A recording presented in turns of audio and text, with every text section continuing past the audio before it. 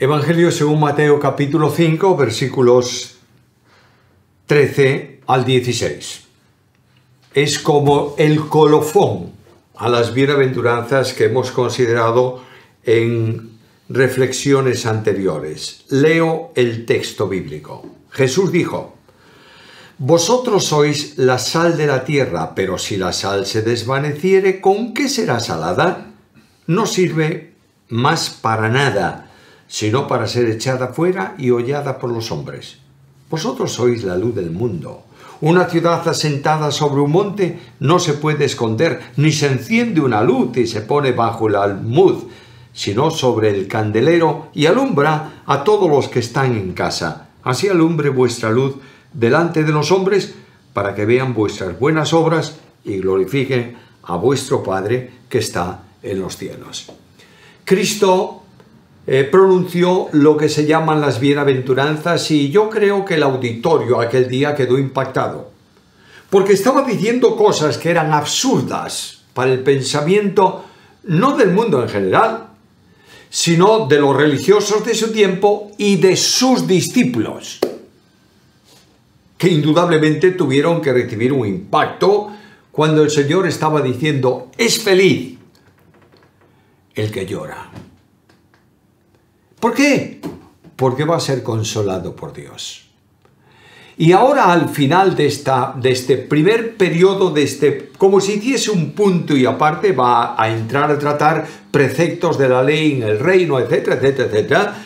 El Señor utiliza dos metáforas, dos ejemplos de lo que tiene que ser la vida de misión de los creyentes en el reino. Yo sé que para algunos eruditos el Sermón del Monte no tiene nada que ver con la Iglesia, que hablar o tomar el Sermón del Monte para referirse a la vida de la Iglesia es un atrevimiento, porque son las leyes éticas del reino de los cielos. Bueno, yo admito que es la ley ética del reino de los cielos, pero yo estoy en el reino, por cuanto el apóstol dice que he sido liberado del poder de las tinieblas y trasladado al reino. Yo, para entrar en el reino de los cielos, tendría que nacer de nuevo, se lo dijo Jesús a Nicodemo. ¿Cómo entré yo al reino de los cielos espiritualmente hablando en el día de hoy? Porque creí en Cristo y porque nací de nuevo. Ahora el Señor utiliza dos ilustraciones para confrontarnos, a ti y a mí, con la responsabilidad en la vida cristiana. Hay tres cosas ahí. Primeramente, la misión. En segundo lugar, los peligros en el ejercicio de la misión. Y finalmente, la demanda. El primer aspecto de la misión lo pone Cristo usando la metáfora de la sal. Versículo 13. Vosotros sois la sal de la tierra.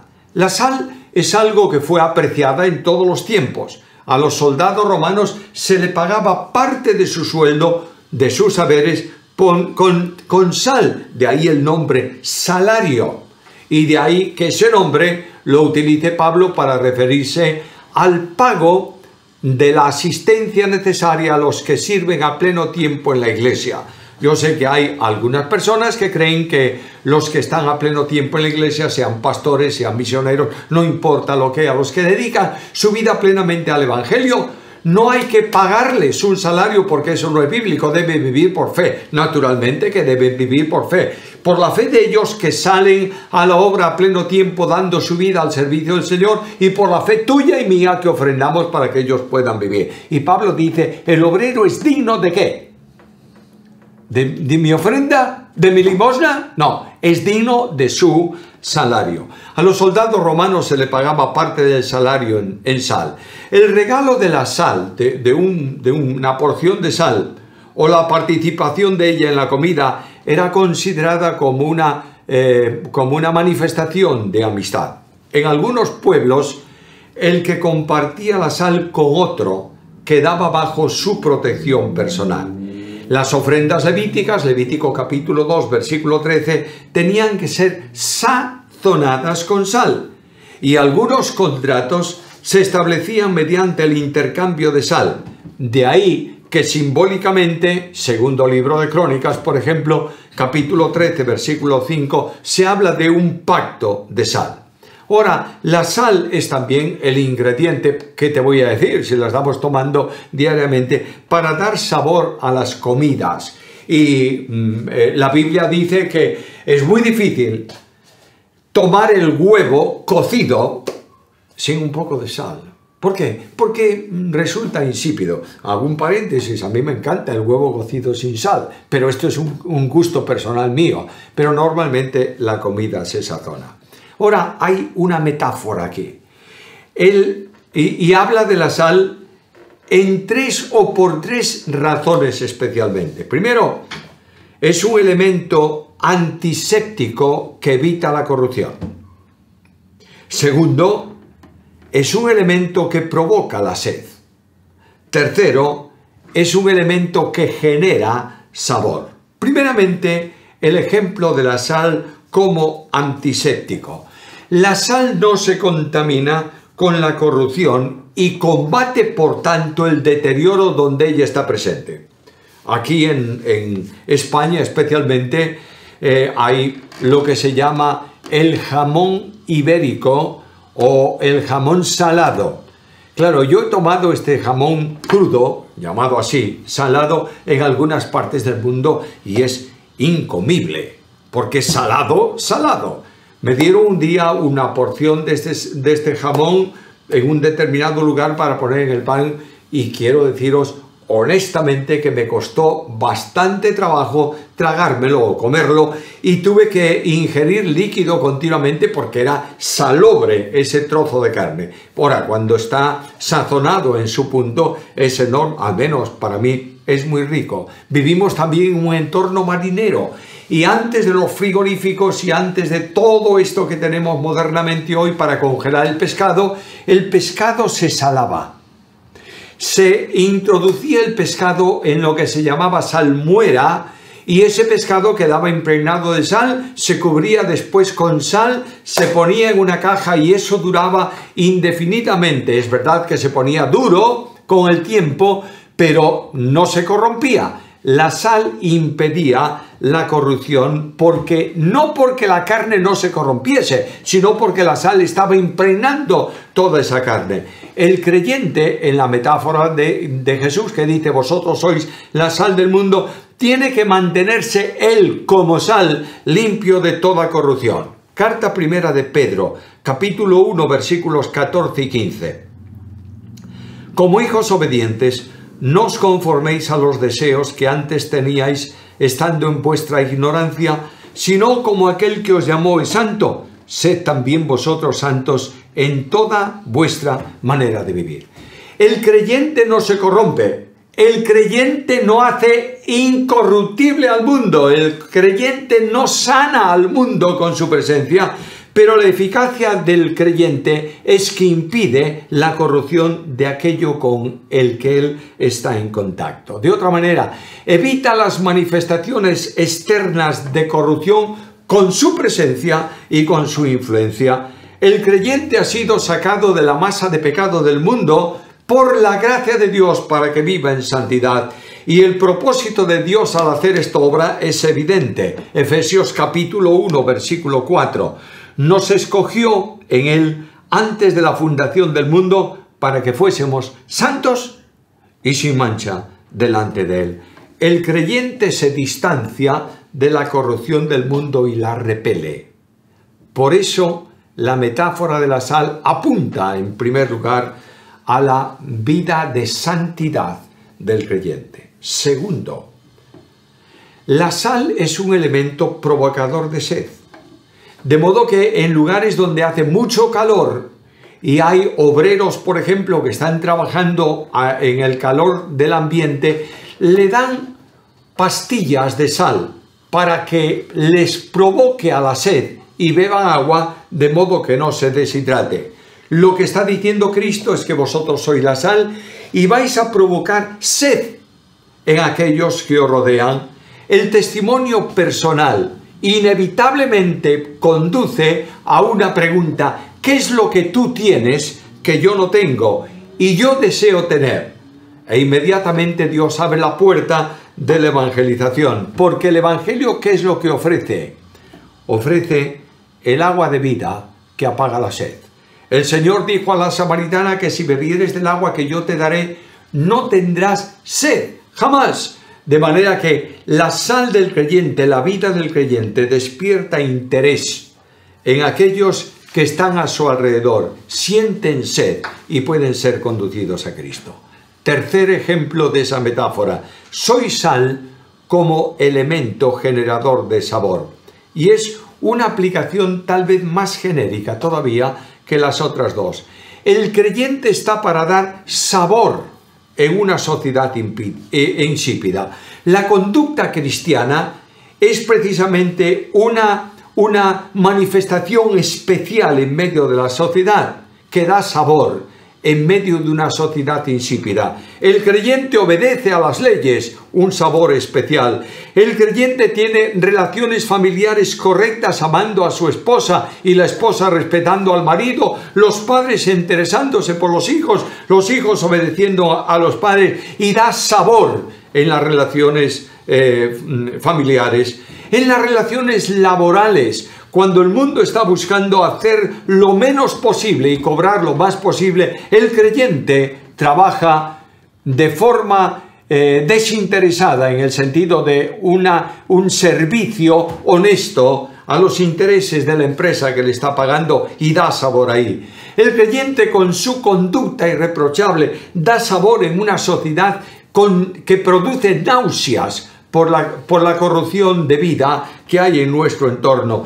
El creyente da sabor por su capacidad de amar y de perdonar a los demás. El admirable gozo del creyente, esa sensación de paz en el alma, esa sonrisa afectuosa en el rostro, produce frente a la religión muerta una verdadera dosis de sabor. El cristiano convulsionó el mundo antiguo en tiempos de Roma, no por revolución, sino por renovación, por testimonio y por conducta. De ahí que el Señor diga: vosotros sois la sal en la tierra. Segundo aspecto de la misión que tenemos. No solo esto que he comentado sobre la sal, sino versículo 14: vosotros sois la luz del mundo. Y aquí Cristo deja la metáfora de la sal y toma la metáfora de la luz. La luz tiene como condición natural propia la de comunicarse y disipar las tinieblas. Fue el primer elemento creado por Dios. Capítulo 1 de Génesis, versículo 3. Y dijo Dios: sea la luz. Y no hay nada más impresionante e imprescindible que la luz. Cuando falta la luz, muy raramente en nuestro mundo, en nuestro entorno, pero cuando falta la luz sentimos la necesidad que tenemos y la dependencia que tenemos de ella. Ahora, ¿cómo se califica Jesús a sí mismo? Escucha Juan 8:12. Yo soy la luz del mundo. La luz en la Escritura expresa el verdadero conocimiento de Dios. Leo el Salmo 36 y versículo 9. Porque contigo está el manantial de la vida. En tu luz veremos la luz. La luz significa, tiene una vinculación muy directa con la justicia, la bondad y la verdad. Leo Efesios capítulo 5, versículos 8 al 10. Porque en otro tiempo erais tinieblas. La tiniebla es ausencia de luz. Mas ahora sois luz en el Señor. Andad como hijos de luz. Porque el fruto del Espíritu, en algunos textos griegos se lee el fruto de la luz, es en toda bondad, justicia y verdad, comprobando lo que es agradable al Señor. Nota la luz vinculada a la bondad, a la justicia, a la verdad. La luz está vinculada al gozo, a la alegría y a las bendiciones. Salmo 97:11. Luz está sembrada para el justo y alegría para los rectos de corazón. Vidas luminosas. La verdadera luz está en Dios. Escucha la afirmación de Juan. Juan tiene alguna afirmación única en él en relación con Dios. Y Juan dice en primera carta, capítulo 1, versículo 5, que Dios es luz. Por tanto, el que está en Dios y Dios en él, se convierte en un luminar, en una lumbrera para el mundo. Brillar no es otra cosa que vivir a Cristo y despedir su luz en medio de las tinieblas. Cuando tú lees en la profecía la caída de Satanás, dice que cuando Satanás se descubrió Dios el pecado de Satanás, vio, no descubrió. Dios no descubre nada, sabe todo.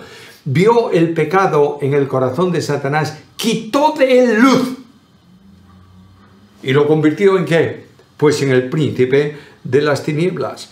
El creyente no es luz por sí mismo, es luz en el Señor. Es decir, Dios, por medio de Cristo, comunica la luz divina al creyente. Y quien está en comunión con Jesús, comunica la luz de Cristo a los demás. Andar en luz y ser luz es poder señalar rumbo a los que viven en tinieblas, cumpliendo la misión de Cristo. ¿Recordáis que cuando Cristo establece la gran comisión para los suyos antes de ir a los cielos, no le habla tanto de predicar ni de hacer discípulos?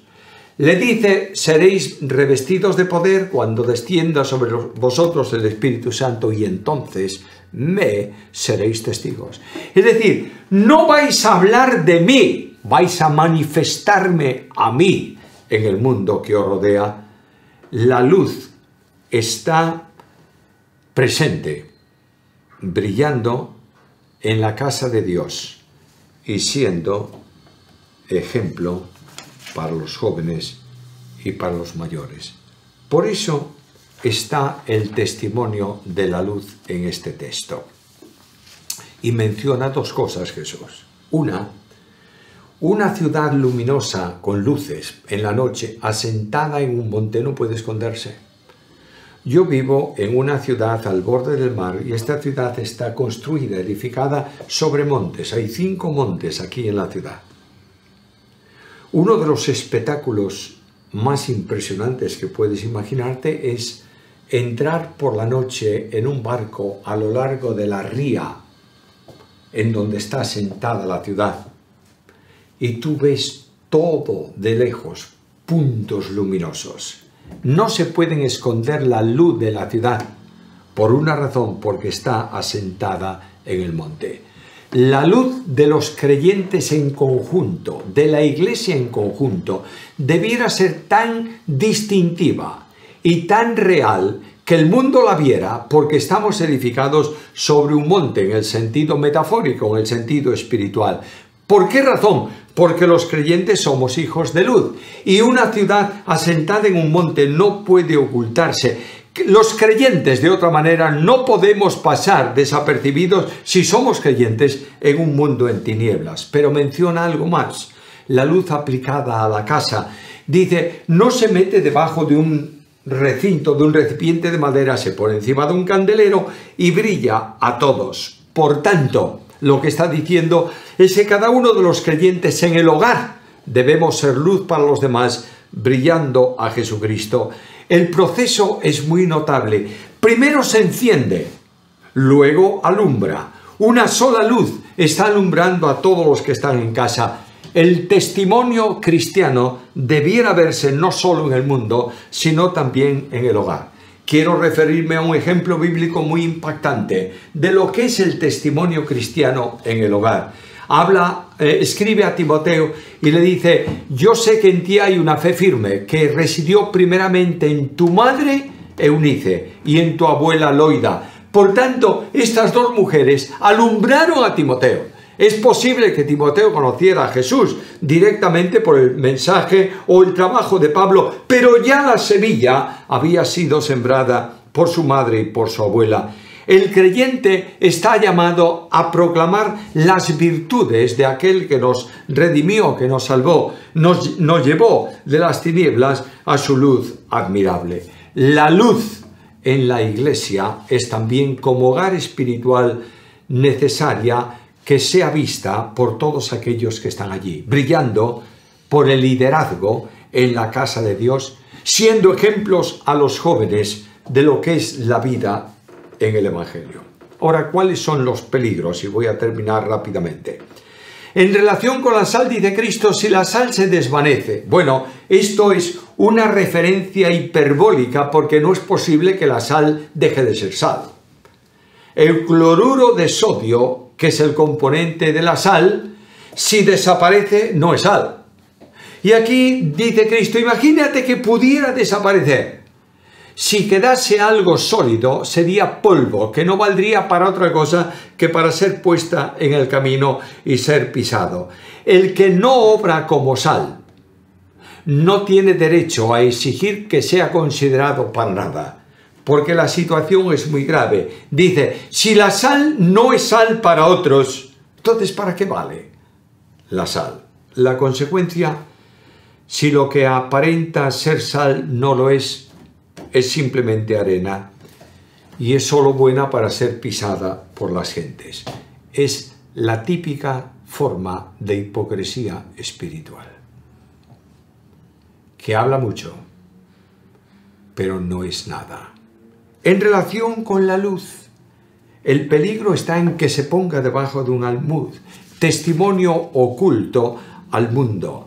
Solo puede brillar la luz cuando no hay nada que impida el paso de la luz. Y tenemos que estar pensando en cómo es nuestra vida externa a los ojos del mundo. Recuerdo que cuando yo era un chico muy joven e iba a las aldeas, los aldeanos se alumbraban para transitar por los caminos. En aquel tiempo en que la luz eléctrica no estaba en las aldeas, se alumbraban con lo que se llamaba un farol. Era una pieza metálica con unos cristales. Dentro se colocaba un recipiente con aceite o con queroseno, con petróleo, una mecha y aquello alumbraba. Pero los campesinos a veces no tenían dinero para comprar una buena mecha. Luego, ¿qué hacían? Le ponían un trapo, un paño, un trozo de tela, lo empapaban y lo colocaban allí. ¿Qué ocurría? Esa tela no absorbía suficientemente el aceite para alumbrar y comenzaba a humear.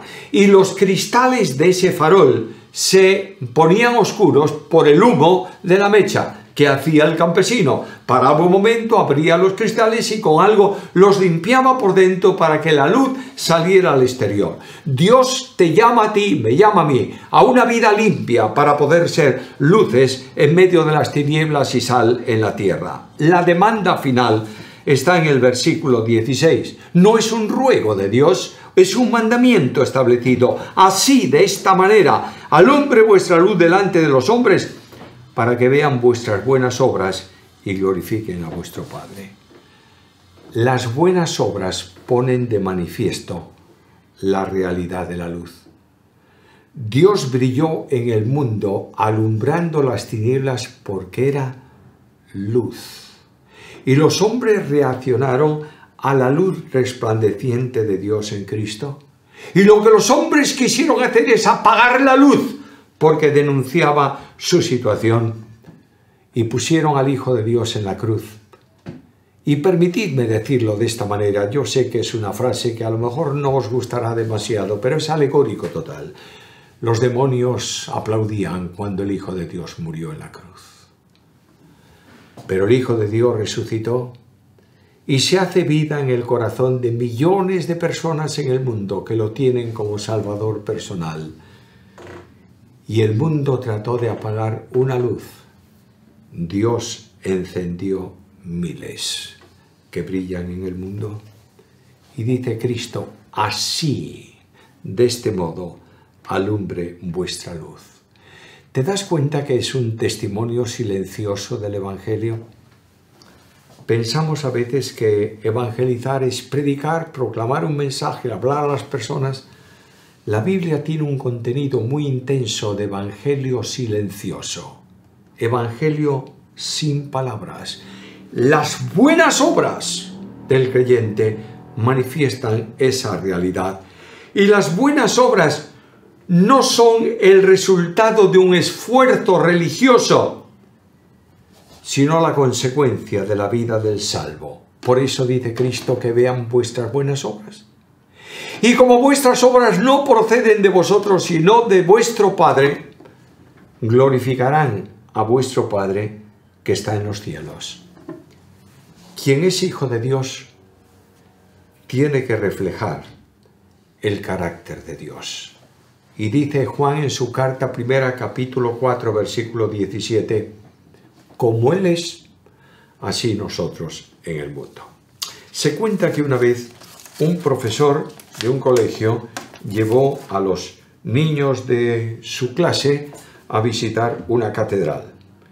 Entre los niños, y los niños son preguntones, había un súper preguntón, preguntaba por todo, ¿y esto qué es? ¿Y aquello qué es? ¿Y al otro qué es? ¿Y aquello qué es? Y claro, el profesor llegó a un momento en que dijo, oye, ya está bien de preguntas. Y de pronto el niño le señaló una vidriera donde había una imagen de algo, de un hombre, de una persona, y le señaló a la vidriera y le dijo, profe, ¿aquello qué es? El profesor se volvió a él y le dijo, es un santo, y siguió adelante. Llegó a casa el niño y su padre le preguntó, ¿qué tal la visita a la catedral? Muy bien. ¿Y qué aprendiste? Aprendí lo que es un santo. ¿Así? ¿Y qué es un santo? Pues mira, un santo es un hombre que deja pasar la luz del sol. Ahí tienes el ejemplo. Un santo es la persona que deja pasar al exterior la luz de Cristo que brilla en él. Si Cristo no brilla en mi vida y en la tuya, somos meros religiosos, hipócritas de la salvación. Dios está llamándote a ti y a mí hoy y te pregunta, ¿eres sal? ¿Que despiertas la necesidad de beber? ¿Eres luz? ¿Que alumbras las faltas pero señalas el camino? Que Dios nos permita, a la luz de estos versículos, un cambio sustancial en nuestra vida para bendición nuestra y para gloria de Dios.